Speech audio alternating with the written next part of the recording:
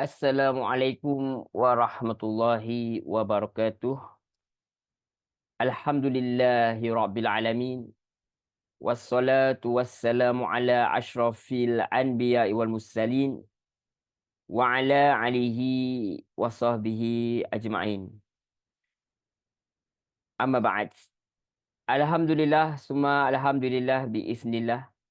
Dengan izin Allah Subhanahu wa taala, kita dapat bertemu sekali lagi dalam pertemuan kita, iaitu dalam podcast Ramadan Podcast. InsyaAllah hari ini kita masuk episod yang ketiga. Alhamdulillah, dengan izin Allah Subhanahu Wa Taala. Semoga Allah Subhanahu Wa Taala terus merahmati dan semoga kita terus istiqamah dalam menjalani ibadah dalam bulan Ramadan ni. Jadi bulan Ramadan ni kita ada puasa tu main dia. Tetapi ibadah-ibadah lain perlu diteruskan kerana dia berganda-ganda lah apa tu pahala yang kita dapat. Dan jangan paling macam yang kita kata seperti episod lepas, jangan lupa untuk berdoa. Boleh kita kata bulan Ramadan ni adalah musim berdoa itu sendiri. Menarik ya kalau macam Buya Hamka dia kata dalam ayat yang kata ayat yang lebih kurang bunyi dia dalam terjemahan dia yang bermaksud apa tu, apabila seorang tu ada doa maka doalah kepada Allah SWT. Sesungguhnya apabila ditanya tentang Allah, Allah tu dekat, maka doalah kepada dia kerana apa, Allah itu akan sentiasa mengabulkan segala doa. Dan kita dapat lihat bahawa selepas tu atau sebelum tu ayat dia tu berkenaan dengan apa? Berkenaan dengan bulan Ramadan itu sendiri. Buya Hamka dia kata, jadi ayat ni nak menunjukkan bahawa seolah-olah nak tunjuk bahawa munasabah ayat ini adalah bagi tahu dalam bulan biasa pun Allah SWT mengabulkan doa, apatah lagi pada bulan Ramadan. Kita lihat tuan-tuan puan-puan muslimin muslimat yang dirahmati Allah SWT. Kalaulah iblis sendiri pun dia minta ke Allah SWT, Allah bagi dia panjang untuk menyesatkan manusia, takkanlah kita minta benda yang baik Allah tak bagi kepada hamba dia yang taat ni.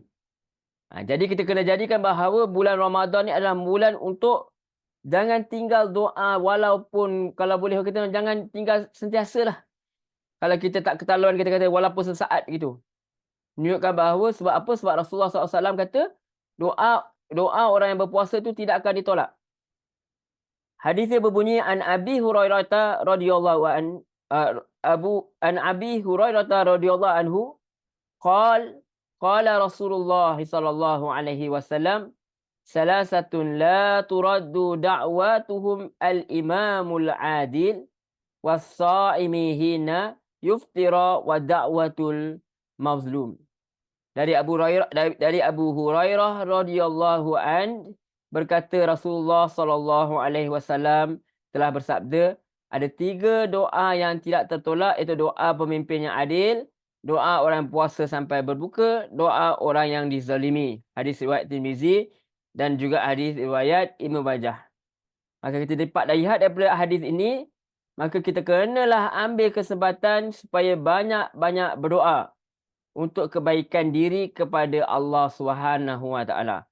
Doa untuk diri sendiri, doa untuk orang lain, doa untuk keluarga, doa untuk kawan, doa untuk jiran, doa untuk Palestin, doa untuk semua umat Islam di seluruh zaman. Doa untuk kawan-kawan kita supaya terbuka hati untuk memeluk Islam. Doa itu mesti dilakukan sepanjang masa doa supaya amanlah negara-negara orang Islam, amanlah dunia ini daripada pergaduhan. Kita minta supaya kemenangan kepada umat Islam. Inilah di antara waktu yang baik untuk kita berdoa, itu ketika berpuasa.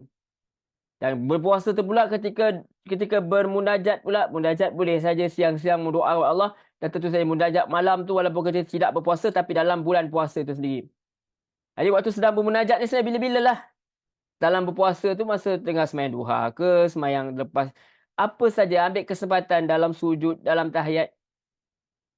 Kita jangan remeh kan. Dalam musafir nak balik kampung nanti nak raya ke, atau nak balik pantun nak jumpa keluarga. Sebab nak puasa dengan keluarga. Jadi jangan lupa untuk berdoa. Jadi waktu di tengah malam, time tahajud tu pun jangan lupa untuk doa. Dalilnya surah Al-Baqarah ayat 186. Wa idza sa'alaka 'ibadi anni fa inni qarib ujibu da'watad da'i idza da'an falyastajibu li wal yu'minu bi la'allahum yarshudun. Dan apabila hamba-hambaku bertanya kepadamu, yakni Muhammad sallallahu alaihi wasallam tentang aku, maka sungguhnya aku dekat, aku kabulkan permohonan orang yang berdoa. Apabila dia berdoa kepadaku, hendaklah mereka itu memenuhi perintahku dan beriman kepadaku agar mereka memperoleh kebenaran. Dalam surah Al-Ghafir, Allah SWT berfirman ayat 60, wa qala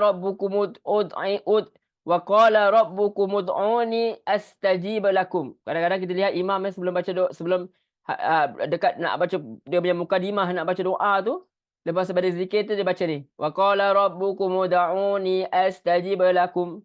Dia sebenarnya ayat daripada surah Al-Ghafir ayat 60. Berdoalah kepadaku nescaya akan aku perkenankan. Innal ladzina yastakbiruna an ibadati sayadkhuluna jahannama dakhirin. Berdoalah padaku nescaya akan aku perkenankan. Sungguh orang-orang yang menyombongkan diri kerana enggan beribadah kepadaku akan dimasukkan ke dalam neraka jahanam dan dalam keadaan hina-dina. Itu ambil kesempatan untuk berdoa. Kita lihat bagaimana Rasulullah daripada Nabi Musa AS, kita lihat kalau kehidupan dia tuan-tuan boleh dirujuk. Bagaimana Nabi Musa ini sentiasa hidup dia setiap segi kehidupan dia dengan doa. Kita tahu baca doa yang paling famous, Rabbi shrah li sadri wa yassir li amri wa halul 'uqdatam min lisani yafqahu qawli. Banyak lagi doa-doa lain ketika dia lari daripada Firaun dan sebagainya. Banyak, semuanya bergantung harap kepada Allah Subhanahu wa ta'ala semata-mata. Okey. Baik, nanti kita sambung lagi insya-Allah berkenaan dengan motivasi tazkirah ringkas daripada podcast Ramadan ini. InsyaAllah nanti kalau ada masa kita mungkin nak tadabbur surah Al-Qad ke, insyaAllah. Kita lihatlah macam mana insyaAllah. Dan mohon doa agar kita diberi istiqamah lah untuk terus bersama kami insyaAllah dalam Ramadan podcast ni. InsyaAllah hari ni kita nak bincang sikit tentang rokok. Semalam kita dah bincang 3 yang paling utama sepakat ulama membatalkan makan dan minum. Kemudian syahwat. Syahwat. Tentu saja syahwat ni kita kata hubungan suami isteri. Kemudian atau apa yang kaitan dengan dia, onani dan sebagainya. Kemudian yang ketiga, haid dan nifas. Kemudian kita nak bincang haid dan nifas ya. Kemudian kita nak tengok apa lagi sebenarnya yang membatalkan menurut ulama kontemporari khususnya ialah tentang rokok. Adakah dia membatalkan atau tidak sebab dia adalah asap? Adakah kita boleh kaitkan dia dengan pepejal juga makanan yang lain atau minuman? Jadi kita nak lihat kepada ini insya-Allah. Jadi kalau kita lihat bahawa pada asasnya hukum merokok ni, kalau nak kira hukum lah, perbuatan dia haram lah. Telah dinyatakan oleh majoriti ulama, khususnya ulama kontemporari pada masa kini. Bahkan isyarat mengenai keharamannya juga ada dinyatakan oleh ulama terdahulu. Misalnya Imam Asy-Syafi'i, dia keluarkan fatwa dalam kitab yang masyhur, kitab Itu jika mereka mengambil sesuatu yang memabukkan, perbuatan itu adalah haram. Begitu juga sesuatu yang mengandung racun yang menyebabkan kematian. Aku berpendapat hukumnya juga adalah haram. Hal ini kerana Allah Azza wa Jalla mengharamkan perbuatan membunuh manusia, kemudian mengharamkan perbuatan membunuh diri mereka sendiri secara khusus. Begitu juga Syekh Ibn Hajar Al-Haytami sebut dalam Fathul Al-Mubin tentang 2 alasan mengapa suatu perkara itu diharamkan. Pertama, dia menimbulkan kerosakan atau dia mendatangkan kemudaratan yang tersembunyi seperti zina dan sembelihan orang Majusi. Dan dia menimbulkan kerosakan atau mendatangkan kemudaratan yang jelas pada tubuh badan seperti racun dan arak. Selain daripada itu, kita dapat lihat Syekh Syihabuddin Al-Qalyubi juga ada sebut perkara yang telah mengganggu dan menutupi fikiran. Dia suci walaupun mengambilnya dan menghisapnya adalah haram. Sebahagian guru-guru kami menyatakan termasuk juga rokok. Kerana dia buka saluran badan dan menyediakan mereka untuk menerima mudarat yang berbahaya. Kita boleh lihat dalam Hasyiata Qalyubi wa Umairah. Di antara ulama kontemporari yang sebut tentang pahaman rokok ialah Syekh Hasanain Muhammad Makhluf, bekas mufti Mesir. Beliau kupas hukum rokok ni, kata sesungguhnya tumbuhan yakni tembakau dahulu belum dikenali. Bila tembakau diperkenal dan digunakan oleh manusia untuk merokok, ulama-ulama fiqh daripada pelbagai mazhab Islam telah pun memperbincang untuk menetapkan hukum berdasarkan prinsip kaedah yang telah ditetapkan. Mereka kata sesungguhnya berdasarkan hukum asal sesuatu itu ialah harus, tidak akan terkeluar daripada prinsip asal keharusan ini, melainkan adanya perkara-perkara menatang, yakni perkara-perkara luaran yang mengubah hukumnya menjadi haram ataupun sekurang-kurangnya makruh. Jadi antara sebab yang mengubah hukum ini adalah kesan bahayanya kepada rokok itu sendiri, sama ada banyak ataupun sedikit, kepada hartanya atau kepada kedua-duanya sekali, atau dengan sebab merokok itu boleh membawa kepada kerosakan dan mensia-siakan hak, seperti tidak memberi makan kepada isteri. Rokok sekarang mahal ya tuan-tuan, perempuan, anak-anak dan orang yang wajib di bawah tanggungannya. Lihat fatwa Asy-Syariah. Betul juga Al-Imam Al-Akhbar Mahmud Syatut Syekh Al-Azhar Mesir disebut bahaya rokok terhadap kesihatan dan harta, bahawa walaupun menghisap tembakau itu taklah memabukkan seperti arak atau dan tidak merosakkan akal seperti dadah secara directly, namun wujud pelbagai kesan yang membahayakan terhadap kesihatan rokok itu sendiri dan juga terhadap orang lain yang tidak merokok. Para doktor telah menganalisis kandungan komponen-komponen tembakau dan mereka menemukan bahan racun yang wujud dalam kandungan tembakau, yang mana racun ini boleh membunuh, yakni melenyapkan kebahagiaan dan kegembiraan seorang secara perlahan-lahan. Jadi kerana itu tidak dapat dinafikan lagi bahawa menghisap tembakau adalah sesuatu yang menyakitkan dan memudaratkan. Dan dalam pandangan Islam, sesuatu yang menyakitkan dan memudaratkan adalah khabasa, yakni keji, jijik, buruk, jahat yang mesti dijauhi.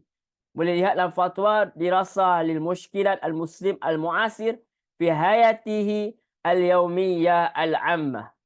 Jadi ada lagi yang mengatakan bahawa pendapat haram yang rokok ini juga adalah pendapat pandangan daripada Syekh Abdul Rahman Al-Jaziri, Dr. Yusuf Al-Qaradawi, Syekh Nasir Farid Wasili, Syekh Abdullah Ababatain, Syekh Muhammad bin Saleh Al-Musaimin, Syekh Muhammad Bahid Al-Muti'i, Syekh Muhammad As-Sibai, Syekh Abdul Rahman Al-Sa'idi, Syekh Abdul Aziz bin Abdullah bin Bas, Syekh Abdul Muhsin Al-Abbad, Syekh Mustafa Al-Azawi, Syekh Muhammad bin Muhammad Al-Muhtar Al-Shankiti, dan juga Dr. Wahbah Az-Zuhaili, juga ramai-ramai lagi ulama kontemporari yang mengatakan sedemikian. Dan pendapat ini juga adalah selari dengan fatwa Al-Ajna' Al-Daimah li Al-Buthut Al-Imiyah wal Al-Ifta Ar-Rafsadi, melalui himpunan fatwa yang dibukukan oleh Syekh Ahmad Abdul Ar-Razzaq Al-Darwish. Jadi dalam cetakan keempat, bilangan fatwa ke-36 nombor 515 menyatakan bahawa hukum merokok adalah haram. Begitu juga musyawarah jabatan kuasa Majlis Kekuasaan Ahli Agama Islam bagi kali ke-37 pada 23 Mac 1995 yang telah memutuskan rokok itu adalah haram mengikut pandangan Islam. Di antara sebab pengharaman adalah dalil daripada Allah SWT sendiri yang mengatakan bahawa wala tulqu bi aidikum ila tahlukah. Jangan kamu mencampakkan diri kamu dalam kebinasaan. Ayat di atas maksudnya jangan kamu serahkan diri kepada perkara-perkara yang menyebabkan binasa. Akan tapi lakulah untuk diri kamu sebab-sebab yang membawa kepada keselamatan. Selain itu, seperti yang dinyatakan oleh Kementerian Kesihatan Malaysia, rokok banyak racun. Rokok banyak bahan toksik. Terdapat beribu-ribu jenis bahan kimia dalam asap rokok seperti metanol, nitrobenzena, butana, kadmium, cyanida dan lain-lain lagi. Di samping itu, mereka juga termasuk dalam perbuatan membazir harta, bakar kertas, bakar rokok. Sebab Allah kata dalam surah Isra, wala tubadzir tabziran innal mubazirina kanu ikhwana syayatin wa kana syaitanu li rabbih kafura. Dan jangan kau membelanjakan harta kamu dengan boros yang melampau. Sungguhnya orang yang boros itu adalah saudara-saudara syaitan, sedang syaitan itu adalah makhluk yang sangat kufur. Dalam surah Al-Isra ayat 26 dan 27. Imam Ibn Hazm dalam kitabnya Al-Muhalla, dia bagi tahu kita pemborusan adalah haram. Yang dimaksudkan pemborusan antara lain adalah membelanjakan wang untuk perkara yang diharamkan oleh Allah, sama ada banyak atau sedikit, walaupun sebesar sayap nyamuk sekalipun. Pembaziran yang tidak ada keperluannya atau tidak diperlukan, membazir wang walaupun dalam jumlah yang kecil, membazirkan wang tanpa tujuan adalah sia-sia. Jadi merokok siang Tadi kita tahu hukum. Ada yang kata makruh tu masih pegang tu sebenarnya dia tak baca habis fardu atau dia tak rela nak berubah. Sedangkan dah jelas nyata sepatutnya tak ada khilaf dah. Memang haram. Tapi masih ada khilaf dia kata makruh sebab dia tidak melihat dari sudut yang luas ikut konteks zaman. Beliau kata telah diberitahu oleh saintis dan sebagainya. Jadi berbalik kepada soalan yang diajukan Syekh Nuh Ali Salman, mantan mufti Jordan, dia sebut salah satu perkara yang membatalkan puasa adalah masukkan sesuatu yang berjirim ke dalam jauf melalui saluran yang terbuka dengan sengaja dalam keadaan mengetahui bahawanya dia sedang berpuasa. Sama ada benda itu minuman atau makanan ataupun bukan merupakan makanan. Sama ada mengenyangkan atau tidak mengenyangkan. Begitu juga sama ada naluri untuk makan, cenderung kepadanya seperti makanan atau tidak cenderung kepadanya seperti batu kerikil. Oleh sebab itu dikira perbuatan menghisap rokok sebagaimana diketahui termasuk dalam satu perkara yang batalkan puasa kerana syahwat atau keinginan dalam perbuatan tersebut sangat jelas dan ketara. Itu juga dia mengandungi jirim atau bahan yang boleh dilihat dan dirasai yang masuk dalam jauf dengan sengaja, sekalipun partikelnya kecil. Apatah lagi satu batang pokok misalnya mengandungi 3 mg nikotin, 36 mg tar, 20 mg karbon monoksida di samping bahan-bahan lain yang boleh yang banyak lah lagi. Dan selain daripada itu, dalam Darul Al-Ifta Al-Mishriyah juga menyatakan merokok selain menjadi tabiat buruk yang dilarang oleh syarak dan memudaratkan kesihatan, dia juga membatalkan puasa dan wajib mengkadaknya semula. Hal ini kerana asap hasil pembakaran tembakau mengembun dalam hidung dan turun dalam dada, maka dengan itu menjadi bahan yang masuk ke dalam jauf dan membatalkan puasa.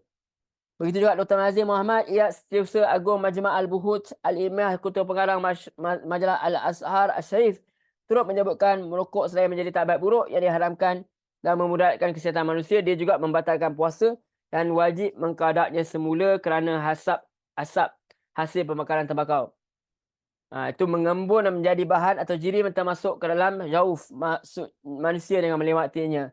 Melalui kelongkong sebagaimana mereka memakan asap, menafikan maknanya puasa dia disebut ayat kursi. Jadi kita kata sini, dia juga membatalkan puasa wajib mengkadaknya semula kerana asap hasil pembakaran tembakau itu mengembun dan menjadi bahan atau jirim yang masuk dalam jauf manusia dengan melewatinya melalui kelongkong. Sebagaimana memakan asap menafikan makna puasa yang disebutkan dalam hadis kursi, yada'u ta'amahu wa syarabahu wa syahwatahu min ajli. Orang puasa itu meninggal makan minumnya dan syahwatnya kerana aku. Jadi rokok ni termasuk perkara yang buat kerana syahwat. Ada orang cuba persoalkan gula macam mana gula. Tak dinafikan gula juga ada efek yang buruk. Tetapi kita kena lihat gula itu confirm kalau makan bulan Ramadan batal.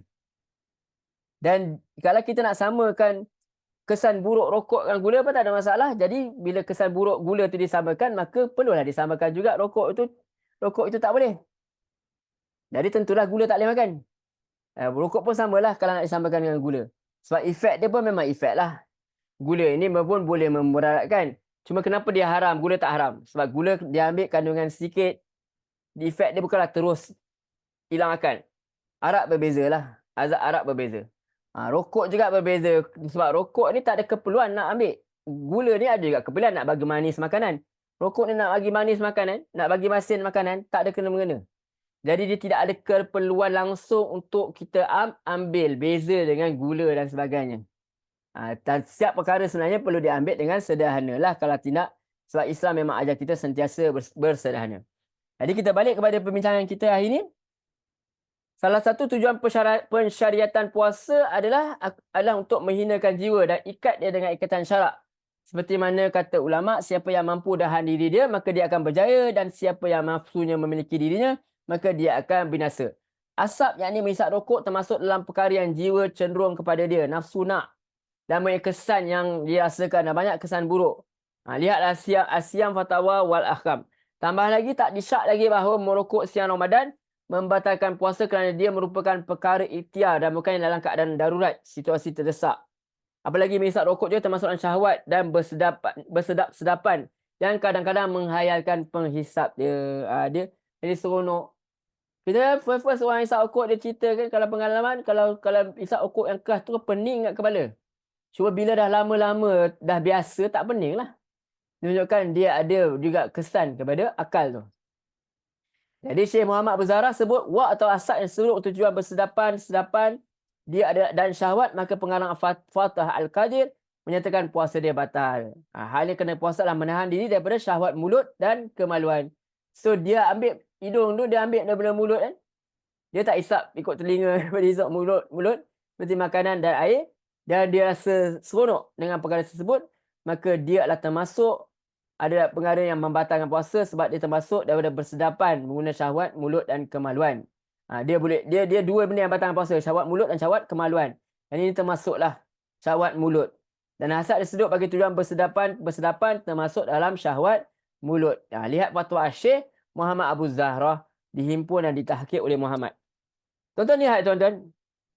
Kalau orang naik kapal terbang dalam masa yang lama 8 jam, 9 jam, dia turun, dia cari air ke dia cari makanan ke cari apa? Sebab makan dalam kapal terbang dia dapat makanan, air dah semua. Dia cari rokok tu. Ataupun sampai sekarang vape. Itulah perkara touchdownnya, itu yang saya maksud menunjukkan dia adalah perkara syahwat. Jadi kesimpulannya, justru kita dapat lihat bahawa perbuatan merokok pada siang Ramadan membatalkan puasa dan pelakunya wajib mengqadakannya. Sebab asap rokok mengandungi bahan-bahan lain. Justru orang yang sengaja hisap rokok sebenarnya telah menyedut bersama asap tersebut jirim-jirim ke dalam jauhnya. Selain itu, perbuatan rokok itu bukanlah kerana masyakkah maupun darurah, terdesak nak hisap rokok. Kalau tak hisap rokok boleh mati. Itu lain. Itu pun tak macam tu sebenarnya. Sebaliknya kerana syahwat dan ingin bersedap-sedapan, maka sekaligus dia telah menafikan salah satu maqasid atau tujuan berpuasa yang menghendaki orang berpuasa menahan diri daripada syahwat mulut dan juga syahwat kemaluannya. Jadi kalau boleh tuan-tuan, macam kita cakap tadi, kita nak nasihat semua orang lah sebenarnya. Kita dah cakap sebelum ni, agar tak buka puasa, agar kita tidak meninggalkan perkara-perkara yang biasa dalam hayat kita yang tak elok ni. Cuba dengan di bulan Ramadan ni buka puasa tak payah beli rokok. Makan kurma tamar tu. Buat perkara yang lain, lupakan diri tentang rokok tu. Ambillah peluang pada bulan yang mulia ni untuk kurangkan dan akhirnya terus meninggalkan perbuatan rokok yang memudaratkan kesihatan dan sia-sia, bahkan menyebabkan orang lain juga mudarat. Anak-anak, isteri, kaum keluarga, jiran-jiran, orang tepi tengah makan dia sedap-sedap nak bau dia main makanan, bau asap. Baju dia dah elok-elok basuh, dia dah elok-elok bagi sabun mahal-mahal, tiba-tiba busuk sebab asap rokok kita. Itu. Jadi di samping pembaziran yang ketara juga, kita dapat lihat membazir. Melibatkan jutaan ringgit, kita kata kita nak sumbang ekonomi. Sebab apa? Ekonomi kerajaan dengan tembakau, dengan jual tembakau. Banyak lagi cara kita boleh naikkan ekonomi kita. Sumbang dalam sektor lain. Jadi jangan kita ni akhirnya bagi kat kerajaan duit tembakau tu banyak, tapi akhirnya buat ke hospital, banyak habiskan untuk rawat sakit jantung lah, sakit macam-macam penyakit, kanser dan sebagainya, habis duit, habis ke situ saja. Sebab tu perbuatan rokok ni dia diharamkan oleh ramai ulama. Dan kita doalah Allah SWT bagi kita kekuatan, jauhkan kita daripada menjadi perokok ni dan bagi kita kefahaman yang jelas dalam agama. Jangan kita tegak sangat nak pertahankan rokok ni. Cukup-cukup lah. Kita pertahankan agama kita, tinggallah benda-benda. Kalau kata makruh pun, makruh tu maknanya tak bagus lah. Di perkara makruh tu dibenci. Dia tak haram, dia benci. Contoh, mak kita tak suka kita makan petai misal. Nak makan petai belakang-belakang dia makan lah. Dia jangan makan depan dia. Tak suka, busuk dia. Dia tak suka. Haram ke halal? Halal. Tapi kita tinggalkan. Sebab mak kita tak suka. Dia cakap dia bau. Mak kita tak suka. Ataupun pasangan kita tak suka. Tak apalah, tinggalkanlah. Nanti ada ayat di makanan lain lagi. Apatah lagi, ini adalah benda yang berkaitan dengan syarak. Lagi-lagilah kita tinggal. Hukum dia sendiri adalah haram atau makruh. Bulan Ramadan lagi-lagilah dia boleh membatalkan. So, konsentrasi diri kita ni, minta kat Allah SWT jadikan kita orang yang lebih baik. Bukan Islam nak ikut cakap kita. Biarlah kita ikut cakap syarak ni supaya kita selamat dunia dan akhirat. InsyaAllah kita jumpa lagi dalam episod Ramadan Podcast yang berikutnya. Mudah-mudahan perkongsian kami yang sedikit-sedikit ni ada manfaatnya. No hard feeling. Kata-kata kami bukan untuk menyelukakan siapa, tetapi hanya untuk memberi persenangan agar kita sama-sama melangkah bersama-sama ke syurga Allah besok, syurga Firdaus. Itu aim kita yang paling utama. Wallahualam. Jumpa lagi insya-Allah. Wassalamualaikum warahmatullahi wabarakatuh. Terima kasih banyak.